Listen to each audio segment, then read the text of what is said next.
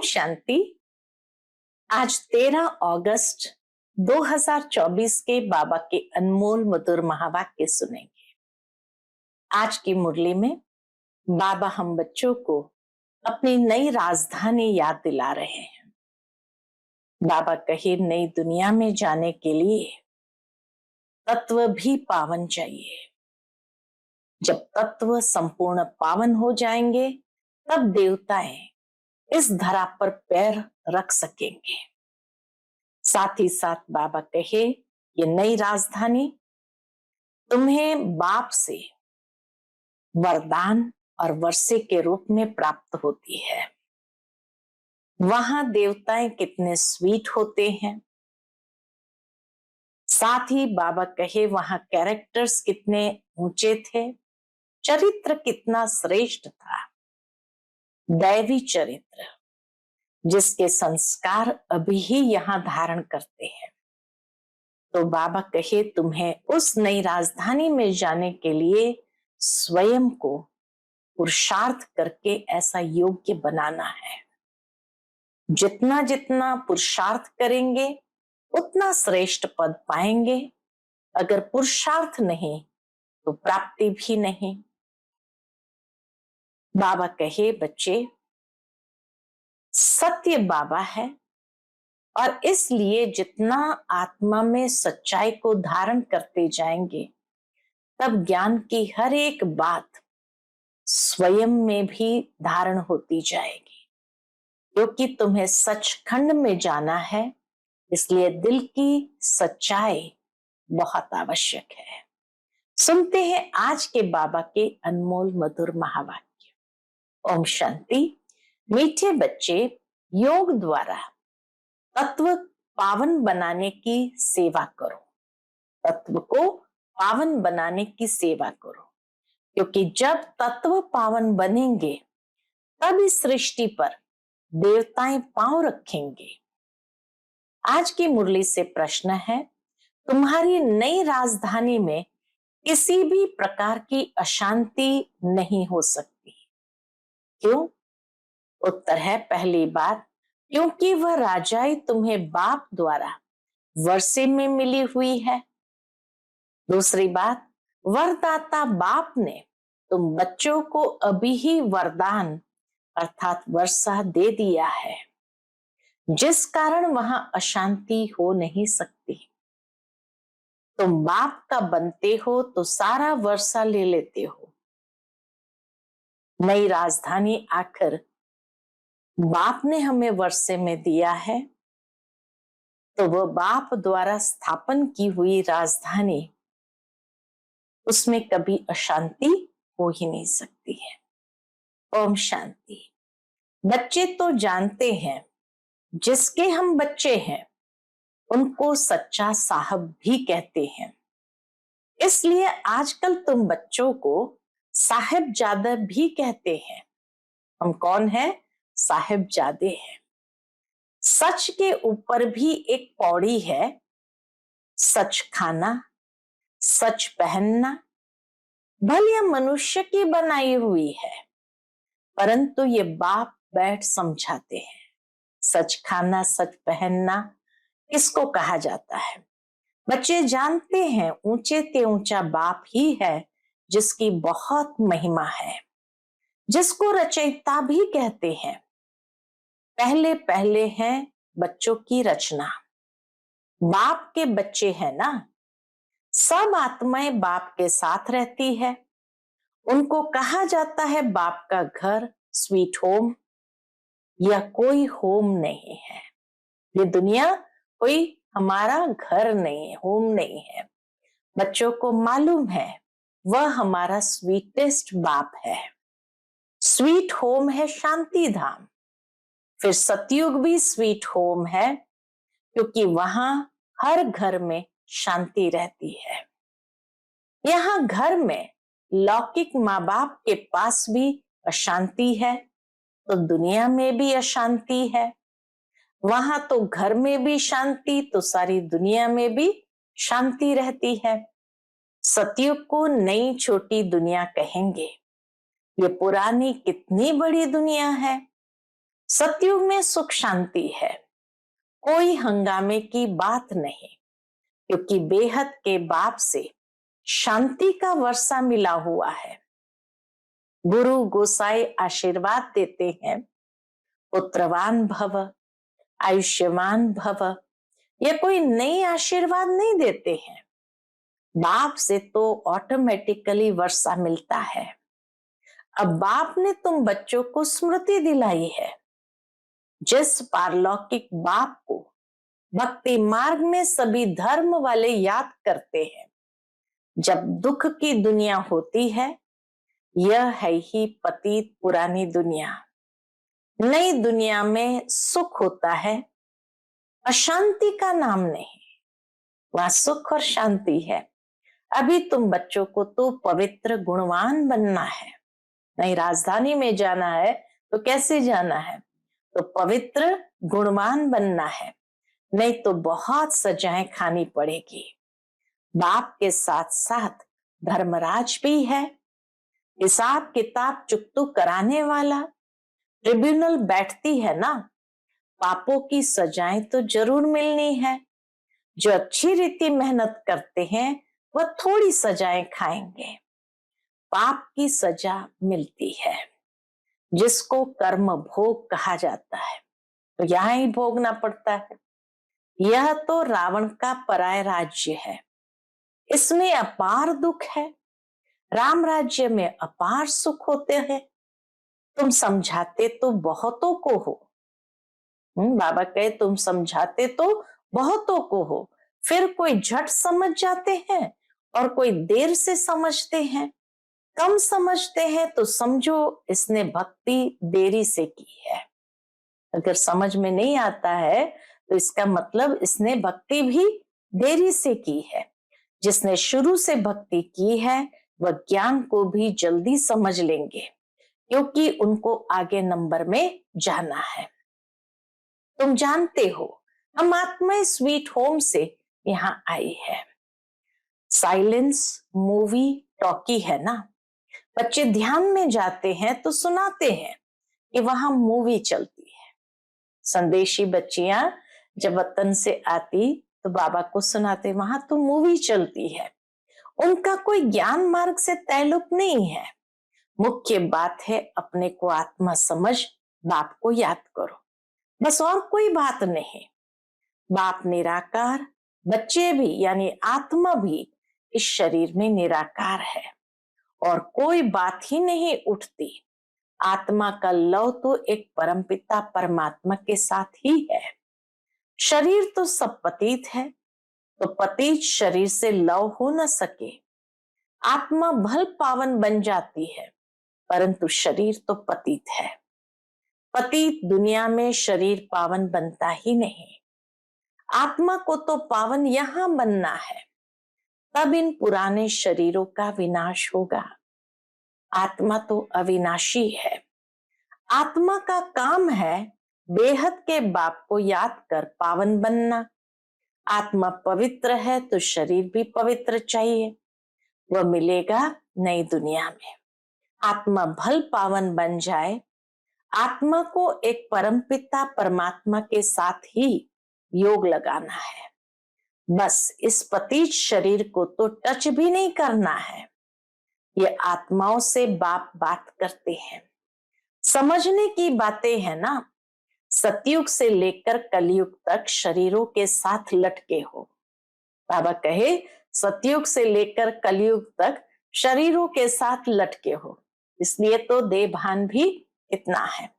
भल वहां आत्मा और शरीर दोनों पवित्र है, वहां विकार में जाते नहीं, जिससे शरीर या आत्मा विकारी बने।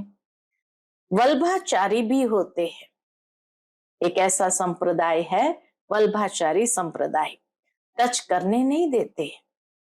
तुम जानते हो उन्हों की आत्मा कोई निर्विकारी पवित्र होती नहीं। वह एक वल्भाचारी पंथ है जो अपने को उच्च कुल वाले समझते हैं, शरीर को भी टच करने नहीं देते हैं। ये नहीं समझते कि हम विकारी या पवित्र है। शरीर तो भ्रष्टाचार से ही पैदा हुआ है। यह बातें बाप आकर समझाते हैं। आत्मा पावन बनती जाती है, आत्मा पावन बनती जाती है तो फिर शरीर भी बदली करना पड़े। पावन शरीर तो तब बने, कब? जब 5 तत्व भी पावन बन जाए। पावन शरीर तो तब बने जब 5 तत्व भी पावन बन जाए। सतयुग में तत्व भी पवित्र होते हैं, तब शरीर भी पवित्र बनते हैं। पवित्र तत्व से ही पवित्र शरीर बनते हैं। देवताएं पतित शरीर में, पतित धरनी में पैर नहीं रखते हैं। कहते ना, देवताओं की तो परछाई भी नहीं पड़ती है। उनकी आत्मा और शरीर दोनों पवित्र पावन होते हैं, इसलिए वह सतयुग में ही पैर धरते हैं। यह है पतित दुनिया। आत्मा पारलौकिक बाप परमात्मा को याद करती है। एक है शारीरिक बाप, एक है अशरीरी बाप। एक है शारीरिक बाप, एक है अशरीरी बाप। अशरीरी बाप को याद करते हैं क्योंकि उनसे ऐसा सुख का वर्षा जरूर लेना है, तो याद करने बगैर रह नहीं सकते।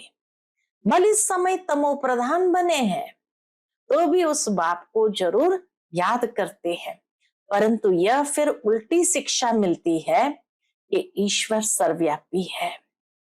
फिर इस बात में भी मूंझ पड़ते हैं कि मनुष्य मनुष्य ही बनता है। जब समझाते हैं कि मनुष्य मनुष्य ही बनता है, तब भी बेचारे मूंझ पड़ते हैं। ये सब भूले बाप आकर समझाते हैं।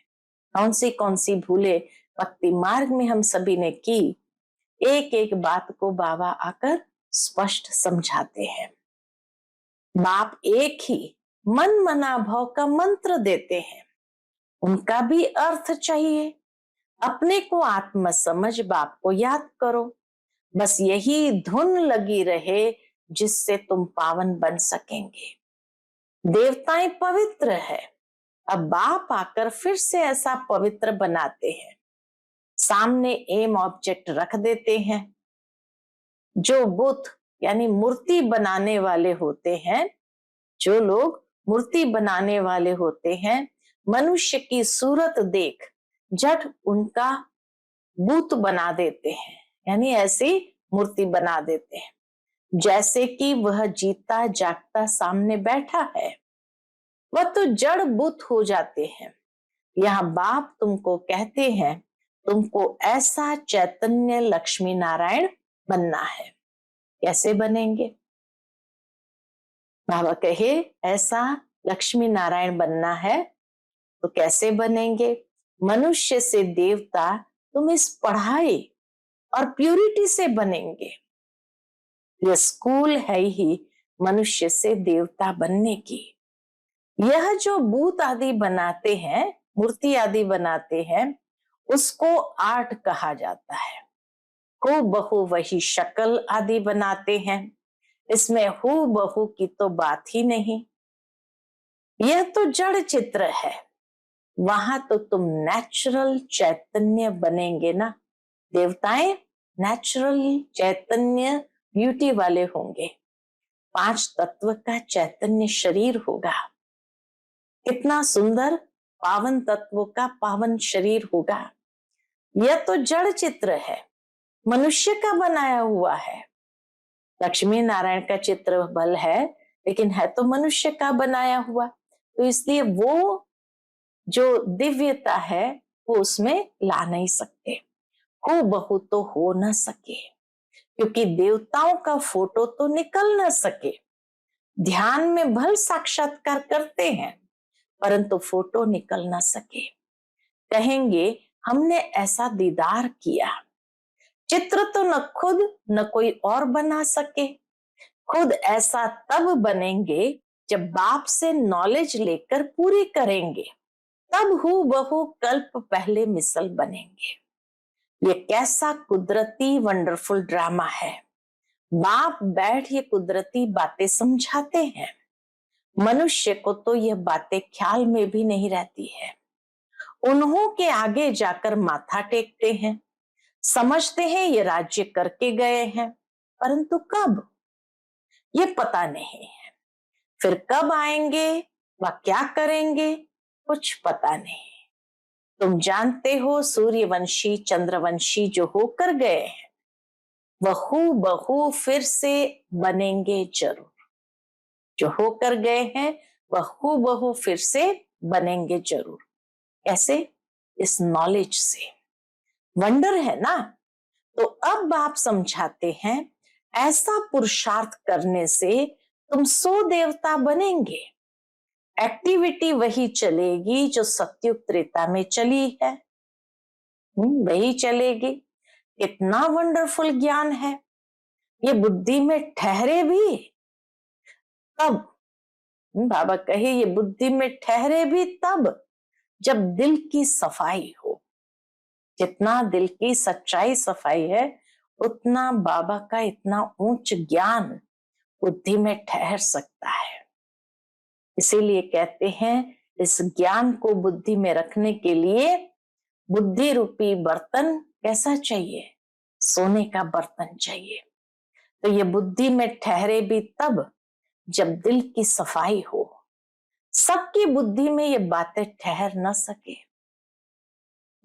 शेरनी का दूध सोने के बर्तन में, तो बाबा का ज्ञान भी इतना पावरफुल जो सोने का बर्तन चाहिए। सबकी बुद्धि में ये बातें ठहर न सके। मेहनत चाहिए। मेहनत बिगर कोई फल थोड़ी मिल सकता है। बाप तो पुरुषार्थ कराते रहते हैं, बल ड्रामा अनुसार ही होता है, परंतु पुरुषार्थ तो करना होता है। ऐसे थोड़ी बैठ जाएंगे ड्रामा में होगा तो हमसे पुरुषार्थ चलेगा। बाबा का ऐसे बैठना नहीं है। तो ऐसे थोड़ी बैठ जाएंगे ड्रामा में होगा तो हमसे पुरुषार्थ चलेगा। ऐसे भी जंगली ख्यालात वाले बहुत होते हैं। बाबा उसको क्या कहते हैं? जंगली ख्यालात। हमारी तकदीर में होगा तो पुरुषार्थ जरूर चलेगा। अरे पुरुषार्थ तो तुमको करना है। पुरुषार्थ और प्रारब्ध होती है। मनुष्य पूछते हैं क्या पूछते हैं? पुरुषार्थ बड़ा या प्रारब्ध बड़ी?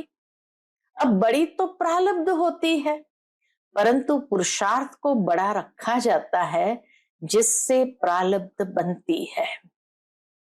हर एक मनुष्य मात्र को पुरुषार्थ से ही सब कुछ मिलता है। कोई ऐसे भी पत्थर बुद्धि हो पड़ते जो उल्टा उठा लेते हैं। बाबा कहे कोई ऐसे भी पत्थर बुद्धि हो पड़ते जो उल्टा उठा लेते हैं। समझा जाता है इनकी तकदीर में नहीं है, टूट पड़ते हैं। यहाँ बच्चों को कितना पुरुषार्थ कराते हैं, रात दिन समझाते रहते हैं। अपने कैरेक्टर्स जरूर सुधारने हैं। नंबर 1 कैरेक्टर है पावन बनना। देवता तो है ही पावन, फिर जब गिर पड़ते हैं, कैरेक्टर्स बिगड़ते हैं तो एकदम पतित बन जाते हैं। अभी तुम जानते हो हमारा A1 कैरेक्टर था, फिर एकदम गिर पड़े। सारा मदार है पवित्रता पर। इसमें ही बहुत डिफिकल्टी होती है। मनुष्य की आंखें बहुत धोखा देती है, क्योंकि रावण का राज्य है, वहां तो आंखें धोखा देती ही नहीं है। सतयुग में तो आंखें धोखा देती ही नहीं है। ज्ञान का तीसरा नेत्र मिल जाता है, इसीलिए रिलीजन इज माइट कहा जाता है। सर्वशक्तिमान बाप ही आकर के यह देवी देवता धर्म स्थापन करते हैं। भल करती तो सब आत्मा है, परंतु मनुष्य के रूप में करेगी। वह बाप है ज्ञान का सागर। देवताओं से इनकी महिमा बिल्कुल अलग है। देवताओं से इनकी महिमा बिल्कुल अलग है। तो ऐसे बाप को क्यों नहीं याद करेंगे? उन्हों को ही नॉलेजफुल बीज रूप कहा जाता है। उनको सत चित आनंद कहा जाता है। किसको? परमात्मा को। झाड़ का बीज है, ये परमात्मा की महिमा है। सत चित आनंद कहा जाता है, नॉलेजफुल बीज रूप कहा जाता है। झाड़ का बीज है, उनको भी झाड़ का मालूम होता है ना, परंतु वह है जड़ बीज, उनमें आत्मा जैसे जड़ है। मनुष्य में है चैतन्य आत्मा। चैतन्य आत्मा को ज्ञान का सागर भी कहा जाता है। झाड़ छोटे से बड़े होते हैं तो जरूर आत्मा है, परंतु बोल नहीं सकती। ग्रोथ पावर है लेकिन बोलने की शक्ति नहीं है। परमात्मा की महिमा कितनी है, ज्ञान का सागर। ये महिमा आत्मा की नहीं, परमात्मा माना परमात्मा की गाई जाती है। फिर उनको ईश्वर आदि कहते हैं। असुल नाम है परम पिता परमात्मा। परम अर्थात सुप्रीम। महिमा भी बड़ी भारी करते हैं। अभी दिन प्रतिदिन महिमा भी कम होती है, क्योंकि पहले बुद्धि सतो थी, फिर रजो तमो प्रधान बन जाती है। ये सब बातें बाप आकर समझाते हैं। मैं हर 5000 वर्ष बाद आकर पुरानी दुनिया को नई दुनिया बनाता हूँ। गायन भी है ना, सतयुग आदि है भी सत, उसी भी सत। कोई पौड़ी अच्छी बनाई हुई है, क्योंकि वह तो फिर भी इतने पतित नहीं है। द्वापर युग में या कलयुग के आरंभ में भी कई ऐसी अच्छी अच्छी बातें भी बनाई हुई है, लिखी हुई है, क्योंकि बाबा के उस समय फिर भी बुद्धि इतनी तमो प्रधान नहीं थी, पतित नहीं है। पीछे आने वाले इतने पतित नहीं होते। भारतवासी ही बहुत सतो प्रधान थे, वही फिर बहुत जन्म के अंत में तमो प्रधान बने हैं। और धर्म स्थापकों के लिए ऐसे नहीं कहेंगे। वह न इतने सतो प्रधान बनते, न इतना तमो प्रधान बनना है। न बहुत सुख देखा है, न बहुत दुख देखेंगे। सबसे जास्ती तमो प्रधान बुद्धि किसकी बनी है? जो पहले पहले देवता थे, वही सब धर्मों से जास्ती गिरे हैं। कल भारत की महिमा करते हैं, क्योंकि बहुत पुराना है। विचार किया जाए तो इस समय भारत बहुत गिरा हुआ है। उत्थान और पतन भारत का ही है, अर्थात देवी देवताओं का है। यह बुद्धि से काम लेना है। हमने सुख भी बहुत देखे हैं जब सतो प्रधान थे, फिर दुख भी बहुत देखे हैं क्योंकि तमो प्रधान है। मुख्य है ही 4 धर्म, बुद्धिज्म, इस्लामिज्म, बौद्धिज्म और क्रिश्चियनिज्म। बाकी इनसे वृद्धि होती गई है। इन भारतवासियों को तो पता ही नहीं पड़ता कि हम किस धर्म के हैं। धर्म का मालूम न होने कारण धर्म ही छोड़ देते हैं। वास्तव में सबसे मुख्य धर्म है यह, परंतु अपने धर्म को भूल गए हैं। जो समझू सयाने हैं वह समझते हैं। इन्हों का अपने धर्म में ईमान यानी विश्वास नहीं है। नहीं तो भारत क्या था, अभी क्या बना है। बाप बैठ समझाते हैं, बच्चे तुम क्या थे। सारी हिस्ट्री बैठ समझाते हैं। तुम देवता थे, आधा कल्प राज्य किया, फिर आधा कल्प के बाद रावण राज्य में तुम धर्म भ्रष्ट कर्म भ्रष्ट बन गए। अभी फिर तुम दैवी संप्रदाय के बने हो। भगवान वाच बाप कल्प कल्प तुम बच्चों को ही समझाकर ईश्वरीय संप्रदाय बनाते हैं। अच्छा, मीठे मीठे सिकिलदे बच्चों प्रति माता पिता बाप दादा का याद प्यार और गुड मॉर्निंग। रूहानी बाप की रूहानी बच्चों को नमस्ते। हम सभी रूहानी बच्चों की रूहानी माता पिता बाप दादा को याद प्यार गुड मॉर्निंग और नमस्ते। नमस्ते, शुक्रिया बाबा, शुक्रिया। आज की मुरली से धारणा के लिए मुख्य सार है। पहली पॉइंट, अपने दिल की सफाई से बाप के वंडरफुल ज्ञान को जीवन में धारण करना है। पुरुषार्थ से ऊंच प्रारब्ध बनानी है। ड्रामा कहकर ठहर नहीं जाना है। दूसरी पॉइंट, क्रिमिनल आंखों के धोखे से बचने के लिए ज्ञान के तीसरे नेत्र से देखने का अभ्यास करना है। पवित्रता जो नंबर 1 कैरेक्टर है, उसे ही धारण करना है। आज का बाप दादा का मधुर वरदान हम बच्चों के प्रति है, ब्राह्मण जीवन की जन्म पत्री को जान, सदा खुशी में रहने वाले श्रेष्ठ भाग्यवान भव। ब्राह्मण जन्म की जन्म पत्री को जान, सदा खुशी में रहने वाले श्रेष्ठ भाग्यवान भव। ब्राह्मण जीवन नया जीवन है। ब्राह्मण आदि में देवी देवता है और अभी बीके है। ब्राह्मण आदि में देवी देवता है और अंत में अभी बीके हैं।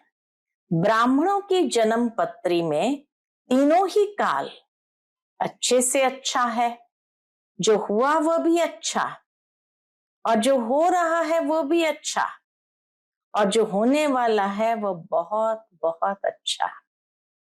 ब्राह्मण जीवन की जन्म पत्री सदा ही अच्छी है, गारंटी है। तो सदा इसी खुशी में रहो कि स्वयं भाग्य विधाता बाप ने भाग्य की श्रेष्ठ रेखा खींच दी, अपना बना लिया। आज का स्लोगन है, एक रस स्थिति का अनुभव करना है तो एक बाप से सर्व संबंधों का रस लो। एक रस स्थिति का अनुभव करना है तो एक बाप से सर्व संबंधों का रस लो। शांत, ओम शांति।